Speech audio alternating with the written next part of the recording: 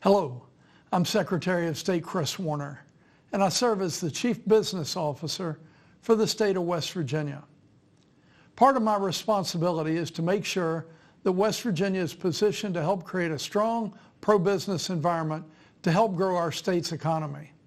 To do that, my office is working to promote the services and programs available throughout the state to help support entrepreneurs and small business owners. This is part of a video series we call Just 3 Questions. These videos are a series of short interviews that I will conduct with West Virginia business leaders and entrepreneurs. Joining me today for Just 3 Questions is Dr. Amelia Courts. She is the President and CEO of Education Alliance, a nonprofit organization that advocates for a quality education for all West Virginia children.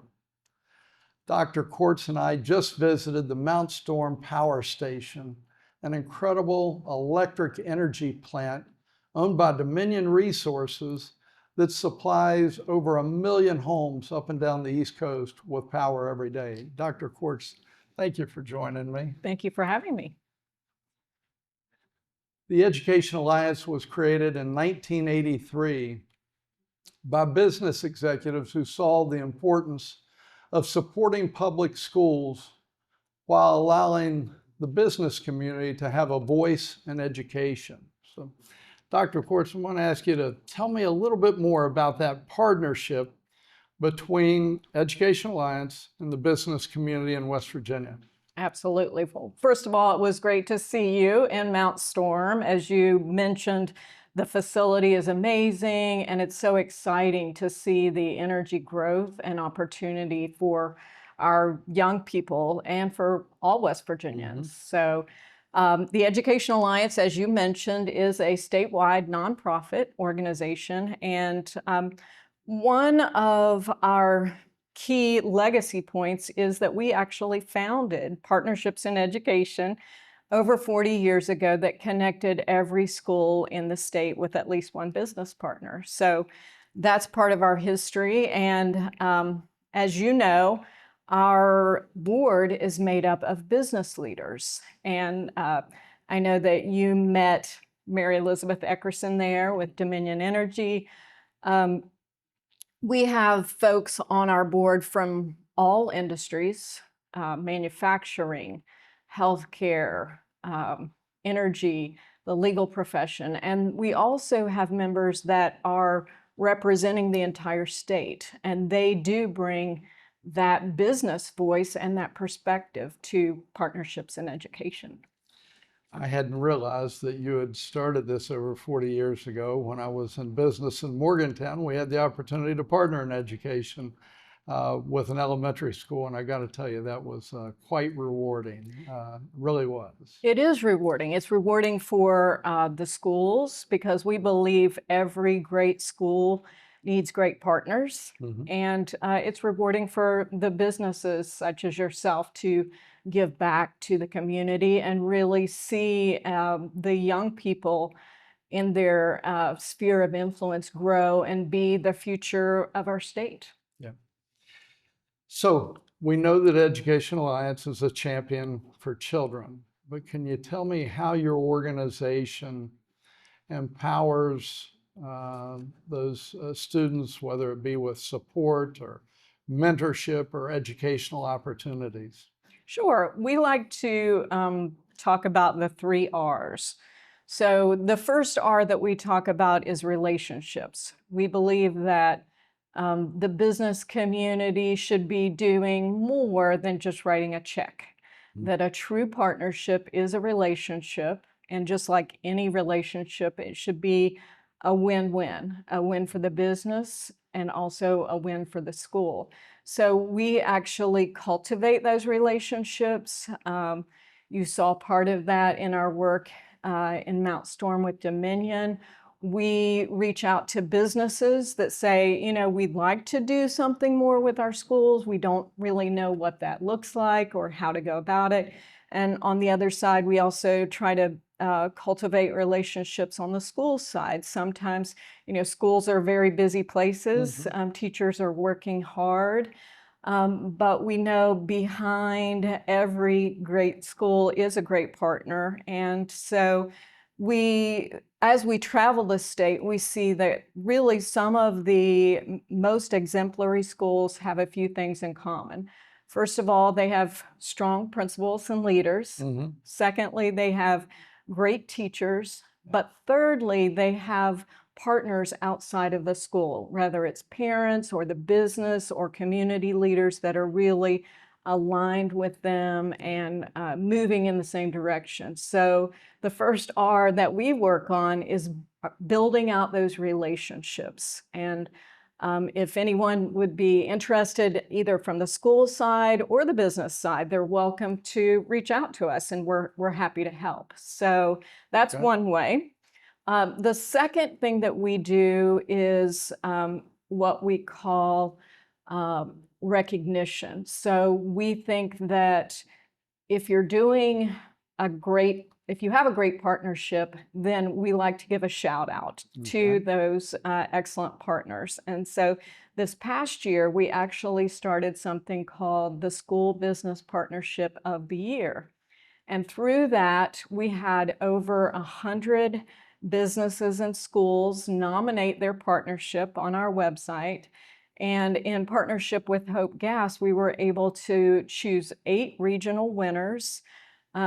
And some of those illustrate what you were asking about. For example, in the Eastern Panhandle, Pilgrim's Pride, they have invested in their parents, and they actually have a literacy program with their employees helping, and with Hardy County Schools, helping parents know how to support their children in literacy. Another great winner was here in the Kanawha Valley with Appalachian Power and Nitro High School. We had engineers from AEP working with an engineering class, and they did an amazing project that actually won national recognition. But the engineers went into the school, they mentored those students on science and engineering tactics, and they also helped them develop soft skills. So the students, when they do their presentations, the business are there to give feedback. And again, we love to recognize those exemplary partnerships and help use success to inspire other businesses and schools. So the second thing we do is recognition, and then the third R is resources.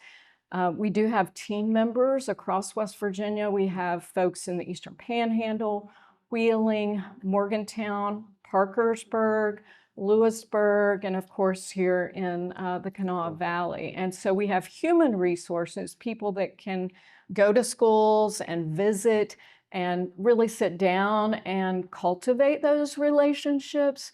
And then we also go after financial resources as well, things like grants. We recently received a $5 million ARC grant, and that helped build out a partnership between WVU Medicine and Mon and Jefferson County Schools, and also Toyota West Virginia and Toyota Mississippi in Mason, Putnam, and Kanawha County. So in those ways, by bringing resources, we can elevate things like internships. We can elevate real world learning. All of these things that we know the business community are very skilled at, and invest that back into schools. So those are the 3 R's that we add value to school business partnerships. All right, so I'm going to put you on the spot a little bit. You've been around 40 years. Can you provide a couple of success stories of students that are now thriving because of the work of Education Alliance? I love this. So this is my favorite thing. Love to talk about students. I'm a former teacher myself, and so with the Education Alliance, I get to see people like Stacy. So Stacy, 3 years ago, was a student in Wayne County, and she was struggling. Wasn't coming to school very regularly, had been to the principal's office quite a few times, a lot of discipline issues. And of course, when you're absent and when you're having discipline, then your grades suffer, right? Mm-hmm. So all of those challenges Stacy was facing, and we have a partnership with Wayne County Schools and Cabell County Schools and Marshall Health. And this partnership is actually building out healthcare career pathways. So high school juniors are able to go on site to Cabell Huntington Hospital and St. Mary's Hospital during the school day. So the school actually provides transportation for them. They learn, many young people know about becoming a doctor or a nurse. They don't know about the other many, many technical jobs that support healthcare. So they learn about things like medical assisting, patient care techs, rad techs, surge techs. And so back to Stacy. Yeah. She applied. We recruit these students as 10th graders, and Stacy applied for the program.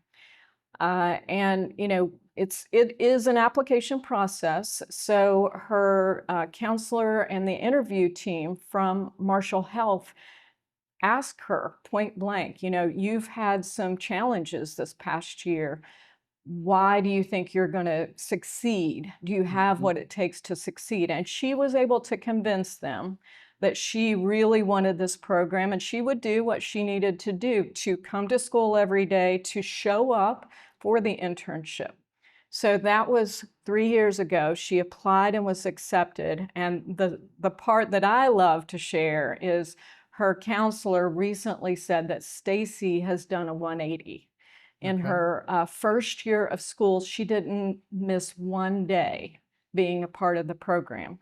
So went from huge absences to 0 absences. Right. She was able to find a whole nother friend group. So her discipline issues also greatly improved. And of course, her grades as well. She really started, doing her homework and listening in class, and her motivation just really took off. So Stacy is one of those success stories that, is just so thrilling to see as a teacher, as a mom, as a West Virginian. You love to see that. And I don't know, do I have time for one more? Yeah, go one more, Okay. absolutely. One more. So this other success story actually comes from David Rogier, who is the president of Toyota Motor Manufacturing in Buffalo. And recently I was at a family night. So what Toyota does, similar to Marshall Health, they're bringing in juniors and seniors on site to their plant. Those students, when they're a high school senior, they get a paid internship at Toyota during the school day. So they're getting paid, they're learning, and they're earning. And so David Rogier told us about and he told all of the families there about his experience recently seeing those seniors that have now been through the program. They graduated, and this last year, 30 of them were hired directly out of high school into Toyota. And so the story that David shared is where he has seen the students coming on, as juniors, kind of afraid to talk, a little bit shy. As seniors, they get, a little more comfortable and learning sort of the Toyota way. And then now, as paid employees, he's actually seeing them take on leadership roles on the plant floor. And so he said to that great group of parents, he said, I have no doubt that in the future, we will see some of Toyota's leadership coming directly from this Forte Academy program. So those are 2 recent stories that really thrill me, and I know align with your vision for the business community here in West Virginia. That was really neat hearing about all 31, Absolutely. actually, and I know there are many, many more that we didn't have time for today, but thank you very much for joining me, and thank you very much for joining us, and we'll see you next time. Thank you.